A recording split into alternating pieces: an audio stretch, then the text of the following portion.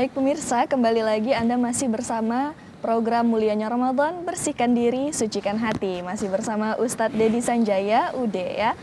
Baik pemirsa, program kita ini dapat terlaksana berkat dukungan dari PT Ramanda Tour and Travel yang bergerak di bidang travel umroh dan haji khusus sejak tahun 2017. Nah, perlu diketahui pemirsa, PT Ramanda Tour and Travel ini merupakan satu-satunya travel umroh berizin dari Kementerian Agama dan juga menawarkan paket umroh dengan harga yang bersaing.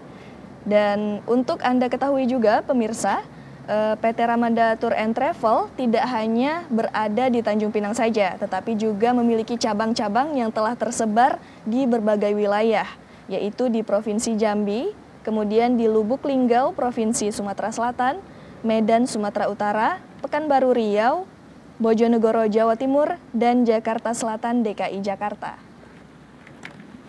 Nah pemirsa, kita kembali lagi nih dengan pembahasan kita tadi mengenai urgensi pendidikan agama dalam berkeluarga. Nah Ude, tadi kan Ude mengatakan kalau untuk kita berkeluarga itu harus selektif memilih pasangan. Baik. Nah, bagaimana caranya untuk selektif memilih pasangan itu deh? Sementara kalau kita terlalu selektif nanti dibilang banyak milih lah, gitu. Takut nggak laku nih ya. Jadi gini, pemirsa Tanjung Pinang TV, Popi, yang dimaksud oleh Nabi selektif ini adalah kita kan bukan memilih kucing dalam karung, ya. Kita memilih pasangan yang akan mendampingin kita seumur hidup nih, sampai akhir hayat, bahkan sampai surga. Bukan digonta-ganti, nggak suka ganti, nggak suka ganti, enggak. Artinya selektif di sini, Nabi sudah membuat tahapannya. Lihat keagamaannya, lihat akhlaknya, ya, keasliannya dilihat. Yang sering terjadi sekarang dalam ta'aruf, ya, baru kenal atau mungkin anak-anak milenial pacaran, ya, kan yang ditunjukkan baiknya nih, ya, baiknya. Ketika lagi nongki-nongki di kafe, lagi makan, di dagu pacarnya, ya, di dagu ceweknya ada sebutir nasi, cowoknya ngambil, ya, beb ada nasi, beb dimakan. Romantis. Iya, romantisnya luar biasa. Sebelum nikah jalan kemana-mana pegangan tangan. Padahal kan nggak boleh, tapi kan kita lihat anak milenial sekarang kan luar biasa. Jalan ke tempat wisata pegangan tangan, ke mall pegangan tangan. Udah nikah, punya anak satu, punya anak dua, istri minta dipegang tangannya. Apa kata suami? Malu, udah punya anak. Nah, ini yang sedang terjadi. Tapi ketika kita ikut tahapan yang diajarkan oleh Nabi kita, kapan saja pacaran. Karena sesungguhnya pacaran dalam Islam itu setelah nikah. Jadi nggak ada bosannya, ya, nggak ada bosannya. Nah, inilah pentingnya selektif dalam memilih pasangan. Bukan berarti milih-milih nanti nggak dapat. Jodoh itu Allah yang menentukan. Ada orang yang sudah pacaran 7 tahun. Pernah nggak dengar sekian tahun pacaran, tahu-tahu nggak nikah? Banyak sekali. Kenapa? Bukan jodohnya. Tapi ada orang yang belum kenal, bahkan belum pernah pacaran, belum pernah ketemu bahkan sebelumnya, tahu-tahu ketemunya di satu tempat, jodoh, nikah. Baru sebulan kenal, 2 bulan kenal, tahu-tahu nikah. Inilah yang disebut dengan jodoh. Jadi artinya selektif itu, Popi, bukan kita memilih sesuai selera kita, tapi kita lebih cenderung mengedepankan sesuai dengan ajaran, konsep yang disampaikan oleh Nabi kita, Nabi Muhammad. Karena untuk kita hidup bukan setahun 2 tahun dengan pasangan kita, tapi sampai akhir hayat kita. Seperti itu, Popi. Nah, untuk konsep ta'aruf sendiri, konsep ta'aruf yang benar itu seperti apa, Ustadz? Ya, Popi, pemirsa Tanjung Pinang TV, kita salah memaknai mana ta'aruf, ya. Ta'aruf itu dalam bahasa Arab arti katanya arafa yu'arifu ta'arufan. Kenal, lebih dekat. Kenal dulu baru lebih dekat, ya. Lebih dekat ini disalahartikan dengan pacaran. Ya, pacaran. Padahal konsep Islam nggak ada pacaran. Pacaran jelas hukumnya sebelum nikah haram, ya. Termasuk hati-hati nih teman-teman kaum milenial yang prawedding sebelum ijab kabul. Kadang prawedding kan duduk di paha, saling rangkul di sepeda, ya. Tetap hukumnya adalah haram. Kullu ainin ra'at, setiap mata yang melihat foto prawedding kita sebelum kita nikah, pegangan tangan, ada yang duduk di paha, ada yang berangkulan. Kullu ainin ra'at, setiap mata yang memandang, malaikat menulis 1 dosa. untuk kita dan untuk kedua orang tua kita ya. Jadi Popi udah nikah belum? Belum, Ustaz. Hati-hati foto praweddingnya ya, hati-hati.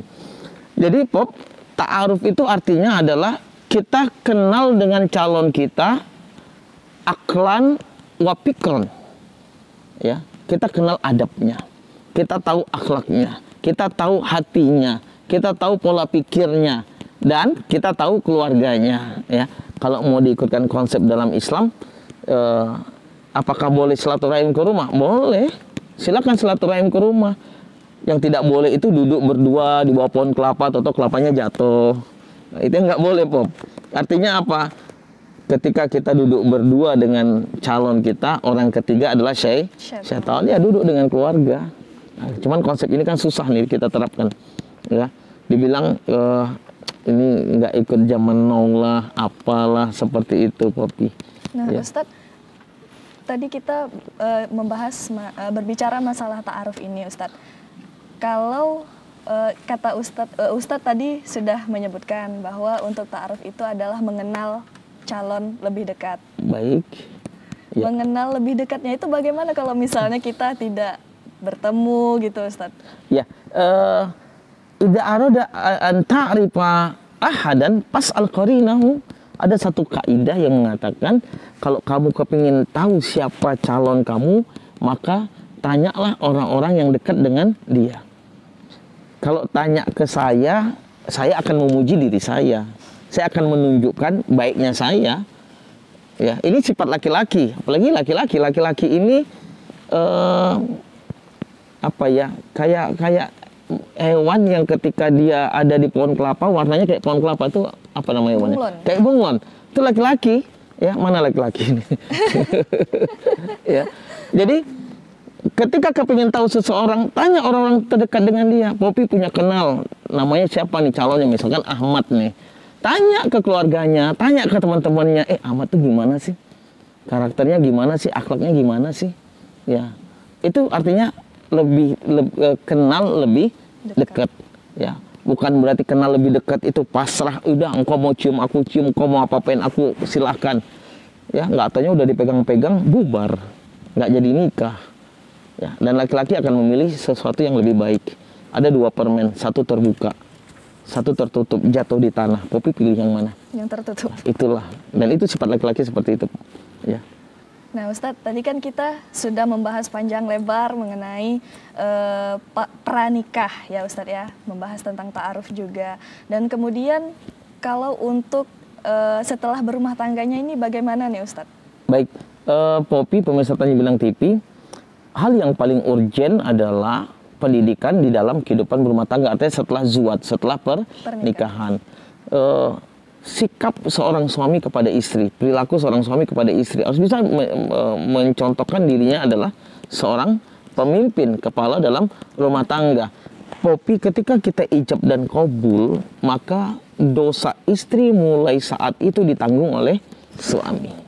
Ya, jadi baik buruknya istri tergantung suami, makanya suami harus dibutuhkan lemah lembut dan dibutuhkan ketegasan, bukan emosi, tapi bijak.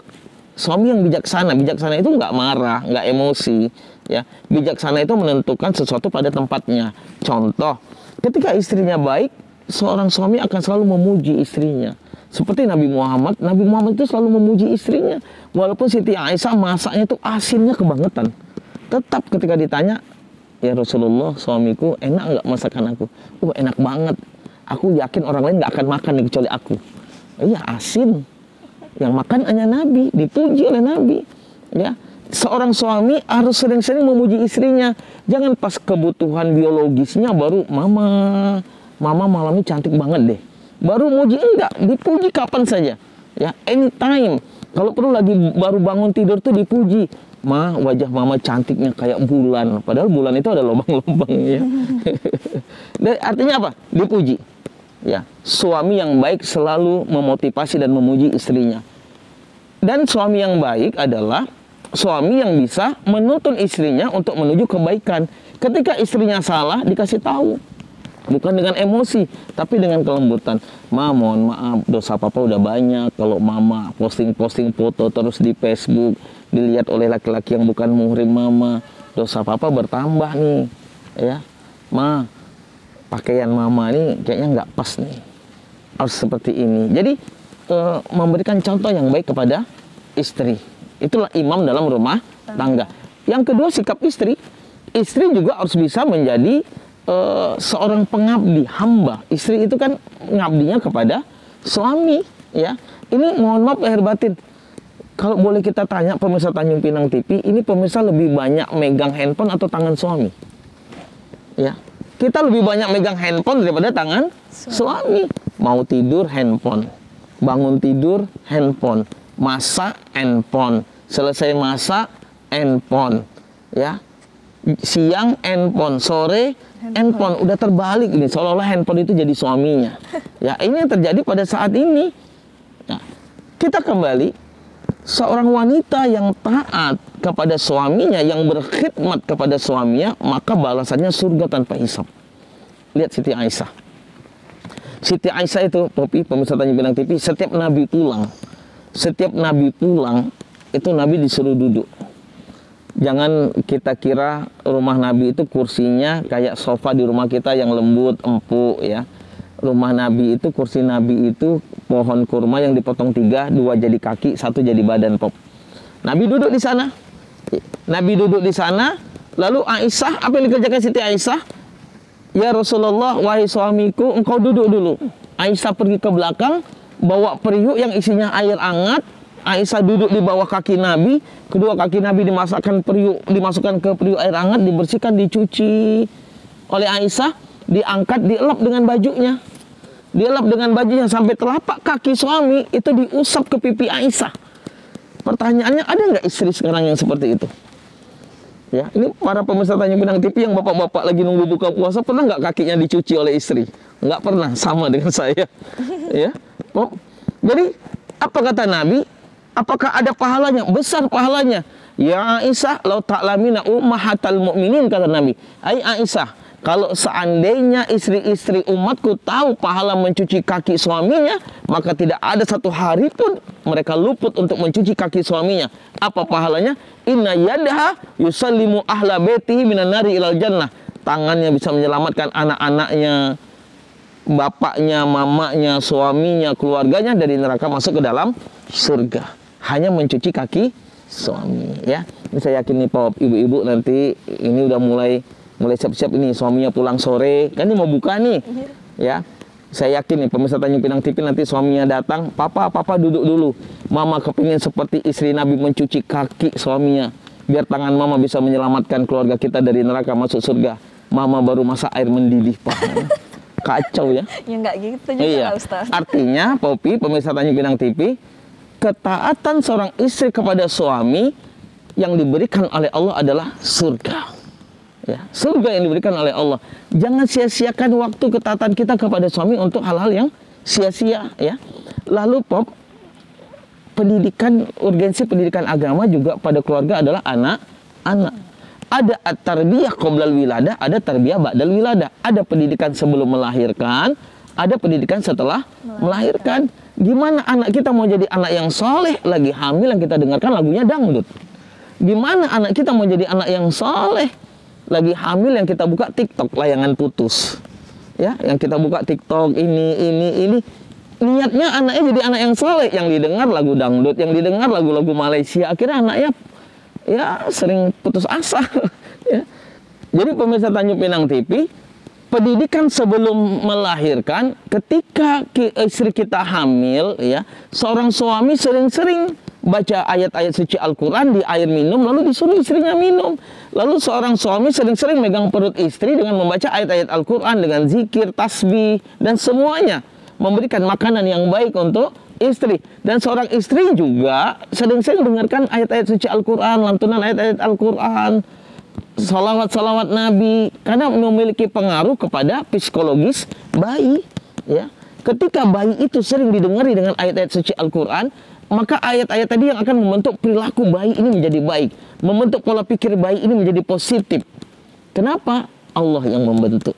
Tapi kalau udah yang didengar dangdutan, yang dengar lagu-lagu cengeng, maka bayi ini terbentuk oleh apa? terbentuk oleh hawa nafsu. Seperti itu. Lalu pendidikan ba'dal wiladah, yang tidak kalah pentingnya adalah pendidikan setelah melahirkan. Pendidikan setelah melahirkan, bagaimana didik anak kita?